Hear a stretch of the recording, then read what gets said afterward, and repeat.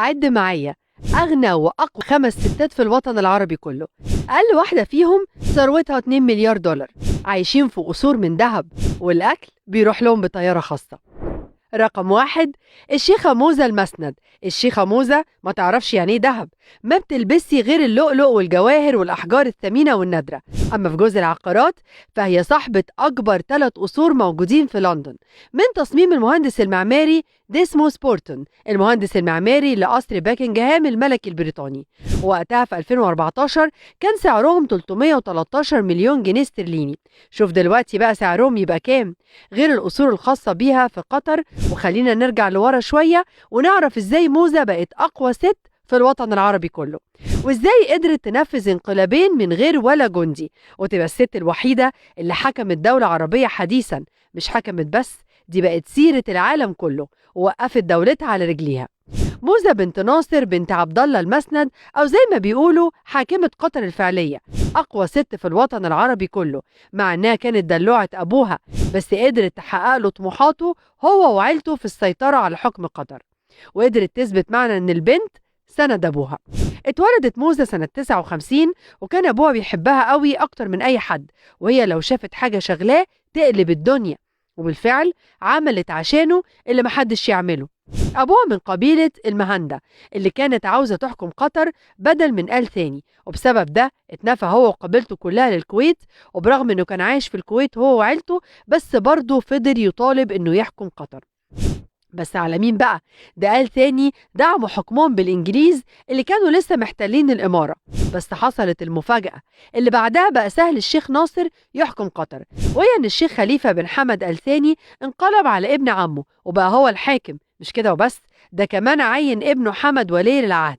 وهنا بقى اتجرأ الشيخ ناصر المسند والد الشيخة موزة، ورجع هو وعيلته على قطر وساب الكويت، خصوصا انه عارف ان موزة بنته في ظهره. وفي نفس السنة اللي رجع فيها قطر طلب الشيخ حمد ولي العهد يتجوز موزة، ووافقوا طبعا واتجوزوا سنة 77. والشيخة موزة كانت يوميا بتلف في قطر وبتدرس، وقررت تفتح أول فرع للجامعة الأمريكية في قطر، وأخلصت في حب قطر لدرجة إنها كانت بتفكر إزاي تنهض بكل حاجة وتخلي قطر دولة يتعمل لها مليون حساب رغم صغر مساحتها. وفعلا حصل، وقطر النهاردة من أقوى الدول اقتصاديا. رقم 2، هي الملكة رانيا العبد الله ملكة الأردن، وثروتها الشخصية حوالي 35 مليون دولار أمريكي. بس الملكة رانيا مش مصنفة إنها من أغنى أميرات العرب، دي كمان مصنفة ضمن أجمل 100 امرأة في العالم بحسب مجلة فوربس. الملكة رانيا العبد الله من أكتر الملكات قربا للشعب، ده غير إنها حريصة بشكل مستمر على التواصل معهم شخصيا والمساهمة والمبادرة في الأعمال الخيرية بثروتها. أما ثروتها من جوزها الأمير عبد الله فهي بتتخطى 750 مليون دولار أمريكي، ده غير إنها بتعمل في عدد من مؤسسات وجهات في الدفاع عن رعاية الأطفال والتعليم وحقوق المرأة والابتكار التكنولوجي والتعاون الدولي وفهم الثقافة. رقم 3، هي الأميرة أميرة الطويل، وهي في الأساس سيدة أعمال، لكنها حصلت على لقب أميرة بعد ما تقدم لها الأمير السعودي الوليد بن طلال، وكانت المرأة صاحبة أعلى مهر في الوطن العربي كله، وكان عبارة عن 25 مليون دولار أمريكي، وحفل زفاف أسطوري، وتم تسجيل اسطبل خيل من الخيول العربية باسمها. لكن الجواز ما استمرش كتير، والأخبار بتقول إن سبب الانفصال كان عدم رغبة الأمير في الإنجاب، وعشان كده الأميرة أميرة طلبت الانفصال، ومن بعدها اتجوزت من الملياردير الإماراتي خليفة المهيري، واداها مهر 30 مليون دولار أمريكي، وقدم لها مجوهرات تمنها 8 مليون دولار، ده غير انها اعلنت عن سرقة مجوهرات قيمتها مليون دولار كانت حطاهم في مكان منفصل عن باقي مجوهراتها. اما عن ثروتها المنفصلة فهي تقدر ب20 مليون دولار امريكي، غير القصور والعقارات والسيارات الفارهة اللي مسجلة باسمها، ده غير ثروة جوزها اللي بتتخطى 100 مليون دولار امريكي، غير الشركات والعقارات. رقم 4، الشيخة ميثاء بنت محمد بن راشد المكتوم، بنت حاكم إمارة دبي، وتصنف على إنها واحدة من أقوى وأغنى الأميرات في الوطن العربي.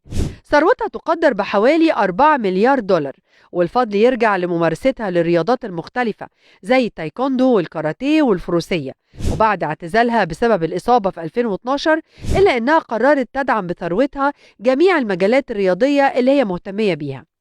رقم 5 هي الأميرة لالال سلمى سيدة المغرب الأولى، وثروتها بتقدر بحوالي 2 مليار دولار. الأميرة سلمى مش بس مصنفة على إنها واحدة من أغنى الأميرات، دول كمان لقبوها بحسب بعض المواقع البريطانية على إنها واحدة من أشد السيدات ذكاء ودهاء في العالم كله، وده لأنه كان ليها فضل كبير في تغيير أحوال المغرب للأفضل، وكانت بتتمتع بالحكمة والذكاء.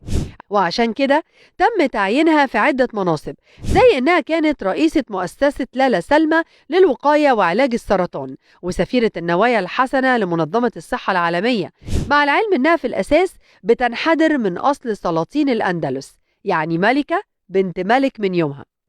فجأة في 2017 اختفت لالا سلمى عن الأنظار تماما، ومحدش بقى عارف هي فين، والبيت الملكي ما كانش بيرد على شائعات اختفائها، وعشان كده اتكهن البعض إنها اختفت واتخطفت أو حتى هربت، خصوصا بعد ما رصدت الكاميرات وجودها في فرنسا مع بنتها. لكن وقتها تم إصدار بيان بأن كل اللي بيتقال شائعات ملهاش أي أساس من الصحة، وإنها مجرد عايشة مع بنتها في فرنسا. وفيما بعد انتشر خبر انفصالها عن الملك، لكنها لازالت محافظة على لقبها لأنها والدة ولي عهد المغرب. قول لنا بقى، مين أقوى ست قابلتها في حياتك وثروتها كام؟